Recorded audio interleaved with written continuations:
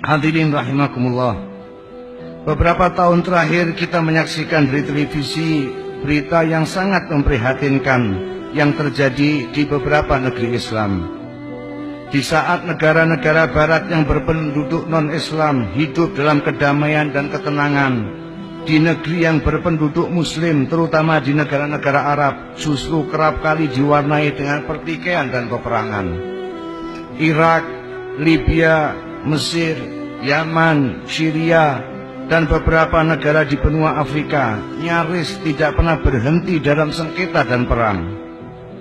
Puluhan ribu nyawa melayang, jutaan Muslim hidup dalam keadaan ketakutan, kelaparan, terusir dari negeri mereka sendiri. Kita lihat juga di tayangan televisi bagaimana para pengungsi dari Suriah keluar meninggalkan negeri mereka. Yang sangat aneh, mayoritas mengungsi ke negara-negara yang bukan berpenduduk Muslim.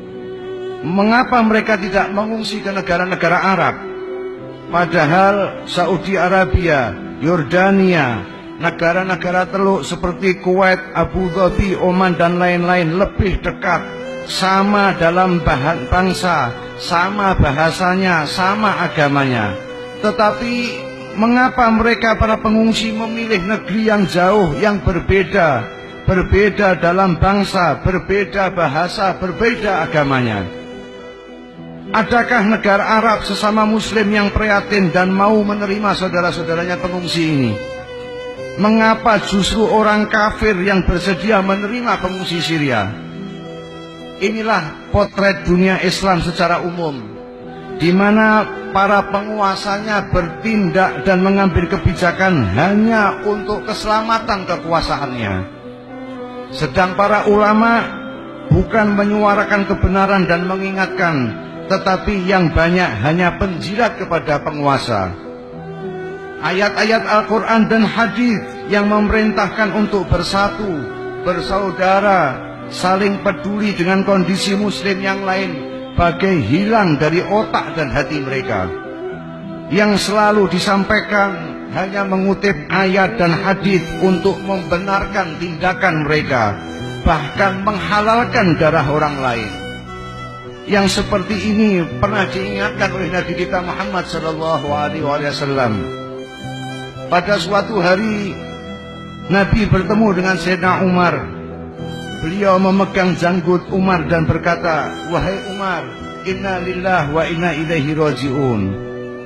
Dengan penasaran Sayyidina Umar bertanya, "Wahai Rasulullah, demi ayah dan ibuku, mengapa Anda mengucapkan kalimat itu?"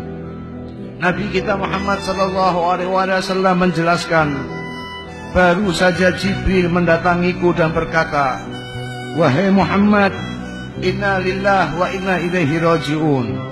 Sesungguhnya umat sesudahmu akan difitnah dengan hal yang sedikit, bukan dengan hal yang banyak.'" Nabi bertanya, "Wahai Jibril, fitnah kesesatan atau fitnah kekafiran?" "Keduanya akan terjadi," kata Jibril. Nabi bertanya lagi, "Bagaimana mereka tersesat dan bisa menjadi kafir, padahal aku telah meninggalkan bagi mereka kitab Allah, yakni Al-Quran?" Malaikat Jibril menjawab, "Dengan kitab Allah mereka tersesat, karena masing-masing golongan akan menakwilkan sesuai dengan keinginan mereka, karena itu mereka sesat." Jadi jangan heran kalau ada seseorang atau ulama yang melakukan tindakan yang barbar, tidak beradab, tidak berperi kemanusiaan, sementara dari lisan mereka keluar ayat-ayat Al-Quran dan hadis Nabi SAW.